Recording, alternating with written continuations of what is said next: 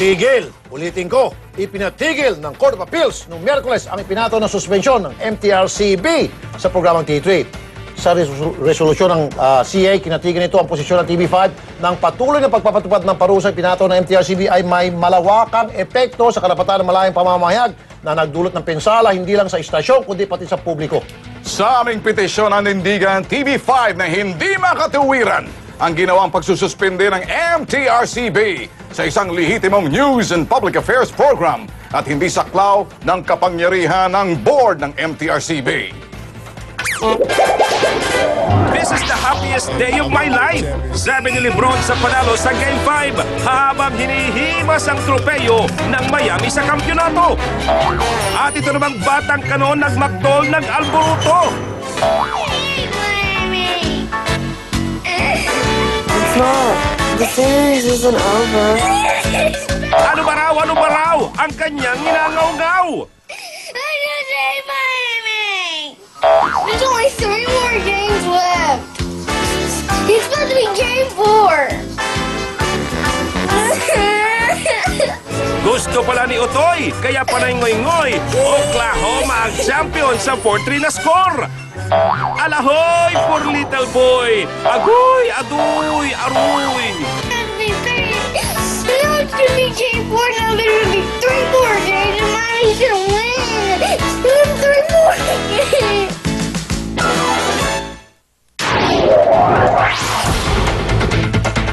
Magandang hapon mga kapatid, ako po si Rafi Tulfo.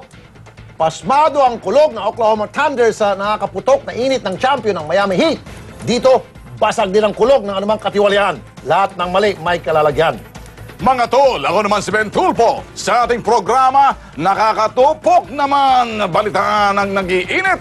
Nagpagmamahal ang hatid namin sa inyo ngayong hapon. Kaya narito ang Metro Action.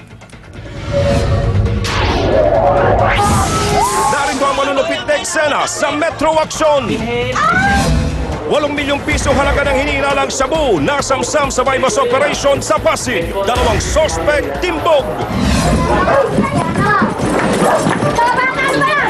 Sa Caloocan City, drug pusher na may warrant of arrest, arestado sa loob ng sementeryo. Sa Metro Exclusive, eskwelahan sa Marilao, Bulacan, wala palang permit para magpatakbo ng kolehiyo. Sangay nito sa Norsagaray na una nang ipinasara ng DepEd. Mga estudyante, paano na? Baka mabaliwala lang lahat ng pinag-aralan ko. Gagraduate pa naman po ako ngayong school year. Isa pang exclusive, mga hindi selyado at madayang timbangan sa QC, sinamsam ng City Hall. Mga tindera, pumalag. Tao na proseso. Hindi yung bubulaga kayo, kukumpiskahan nyo, hanap buhay ito eh. Pero mga mamimili lalong nabuisit. Pinoprotektahan natin dito yung mga consumers natin. Sa Aksyon Solusyon Exclusive, babaeng na aksidente sa loob ng isang mall sa Maynila na ipagabot na ng libre sa tulong ng Manila City Hall. Pasalamat ho ako sa Metro Action, lalo dikit kay Sir Rafi. Sige sir, pakalmahin niyo. Pailang anak niyo na po yan? Ngayon lang, baby. Sa Rescue 5 Exclusive, 17 anyos nanganak pero sanggol na pinagbubuntis, kulang sa buwan. Konti pa ma'am, konti pa. Inhale, exhale lang ha. At saluduhan natin, gangster na todo hataw sa Rumble noon, hip-hop dancer at choreographer na ngayon. Mga gangmates niya, niyaya pang magbago. Balita at serbisyo publiko, umpisa na! Palala sa mga magulang, baka ang baon at gamit lang ng inyong mga anak ang inyong iniintindi. Mabuti sigurong i-check nyo kung may permit ang school ng inyong mga anak. Yung kasi ngayon ang problemahin ng mga estudyante ng isang eskwelahan sa Bulacan, ang kolehiyo kasi ay kolorum. Balisa at hindi pa rin makapag-concentrate sa kanyang pag-aaral ang graduating high school student na si Abigail. Ang kanila raw kasing eskwelahan na Colegio de San Juan Bosco sa Santa Maria, Bulacan, wala raw permit to operate bilang isang paaralan. Baka mabaliwala lang lahat ng pinag-aralan ko. Gagraduate pa naman po ako ngayong school year. Kasamang isang undercover, nagtungo kami sa inireklamong paaralan. Isang nagpakilalang Ulysses Parcial na principal daw ng eskwelahan ang humarap sa aming asset. Ang sabi po ni Mr. Barcial, pinaprocess pa raw po ang permit nila. Pero nasa 100 estudyante na ang kasalukuyang nag-aaral sa eskwelahan nila. Sa tanggapan ng DepEd sa Malolos, Bulacan, bumungad sa amin ang listahan ng mga private schools sa buong Bulacan na binigyan nila ng permit to operate. Ang masaklap dito, wala ang Colegio de San Juan Bosco. Bagamat tumangging magpa-interview sa Metro Action, ang tagapangasiwa ng mga pribadong eskwelahan ng DepEd na si Consuelo del Rosario, kinumpirma niya na wala nga permit to operate ang Colegio de San Juan Bosco. Marso ng kasalukuyang taon nang ipasara daw nila ang isa pang sangay ng paaralan sa Norzagray, Bulacan dahil sa parehong ring kaso. Tumanggi rin silang ipakita sa amin ang notice para pagpaliwanagin ang pasaway ng paaralan. Agad din daw nilang itatransfer ang mga estudyante ng Colegio de San Juan Bosco sa lihitimong eskwelahan. Sinubukan namin hinga ng panig ang prinsipal, pero wala raw ito sa kanyang opisina.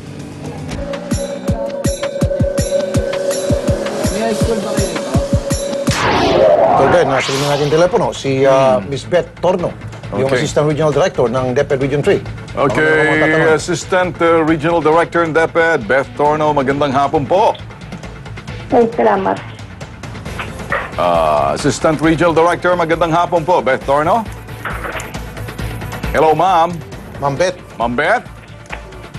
Medyo balikan siguro muna natin si Ma'am Beth dahil di pa siguro tayo narinig. ang maganda dun sa balita, yung mga estudyante ililipat sa ibang Okay. school na recognized ng DepEd para naman hindi maunsami yung kanilang Ako, mga Tulrap, nagugol na oras ng ang tingin ko dyan, pag kahit kolorum, pero kung yung nasa puso nila talagang pagsisilbi at pagtuturo sa mga estudyante, bagamat sila'y kolorum, kung talagang sa kalidad ng kanilang pagturo, masahol pa, mas matindi pa sa lehitimong mga kolom na hindi kolorum, talagang totoo, lehitimo, forgiven yun. Lisensya lang siguro kailangan. Ayan na, Tolben, si Ma'am. Ma'am Beth Torno, magandang hapon po, ma'am. Magandang hapon po, Mr. Rafi Tulfo. Si Ben Tulfo, kasama ho natin si Tulfo natin. Ma'am, ano hong gagawin nyo rito sa Colegio de Don Bosco? Ano ho itong balak ninyo ngayon? Kasi po sa ngayon, nakikipag-ugnayan po sila sa Division Okay. of Bulacan at marami na pong preparatory works ang ginawa ng Division of Bulacan dyan. Okay. And seemingly, even before the opening of classes, pinapakomply po sila sa mga requirements. Alright, okay. Kasi po, DepEd order or SOP po sa Department of Education to really post all the private schools which are operating with permits.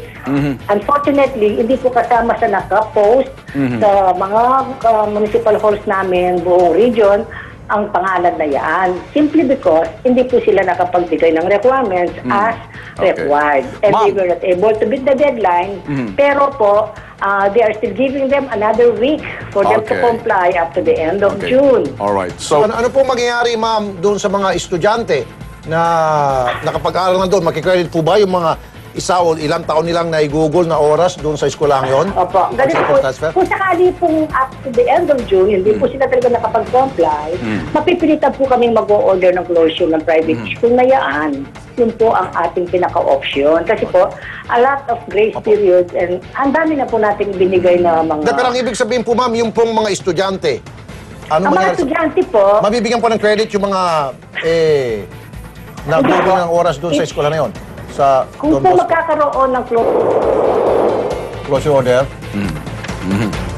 okay, lumalabas sarap na binibigyan na lang due process for requirements purposes. Yung eskwelahan. Apparently, hindi lang sila kini-question yung quality of teaching. Siguro, positibo sa kanila. So, ipakukomply. And due process is the Once na nakapag-comply, Yes. edi pwede nang magtanggap ng estudyante ng eskwelahan. Oh, yes. Pero ang tatanungin ko nga sana, paano kung hindi ka nakapag-comply? Kaya ibang usapan niya. Ma'am Beth, ma'am, kung hindi po nakapag-comply, yung mga estudyante po na nakapag-google nga po ng panahon, taon sa eskwelahan yon, sa pag-aaral, makikredit po ba yung mga napag-aralan na doon sa eskwelahan na yon? Mga subjects? Pwede po silang lumipat sa kabilang private school. Okay. Makakredit po yun. Ayun. Wala pong problema yun. Okay. Ma'am, quickly, kumusta naman ho yung quality ng pagtuturo? Kayo ba nakita niyo ba na okay naman? Pero kung technical lang, pinag-uusapan lang natin, permit lang, Pero yung pagtuturo doon sa mga bata, natututo ba? Well, actually po, when it comes to performance po, tsaka quality of learning outcomes, personally po, hindi po ako nakaalalay doon. May mga Okay. division, superintendents and supervisors po kami doon. Kami po Alright. in the region, we give decisions as recommended by our Okay. respective schools division superintendents. Okay. Okay, sige. Maraming salamat po, Madam Sige, Beth sir. Torno. Maraming salamat. And I just want to also stress that our parents must be informed or apprised as to the status of all these private schools offering pre-LM, elementary, and secondary. Sige po. For them naman to know. Sige. Kaya po we are posting the updated schools with Opo. with the permit to Yes, operate. ma'am. Okay. Sige po. Salamat po, ma'am. Sige po. Magandang hapon po, Salamat ma'am. po. Yes, God ma'am. bless. Opo, ma'am. Natatandaan niyo po ba ang dugyot na paggawa ng tokwang na huli natin nung nakarang linggo? Jesus Mario Josep. Oh, Ngayon, mapapawaw na tayo. Hindi wow mali, wow talaga. Wow as in, Bakit kayo? impress. Impress. Ayun. Abay, panoorin natin. Ang mission accomplished. Ayan. Isang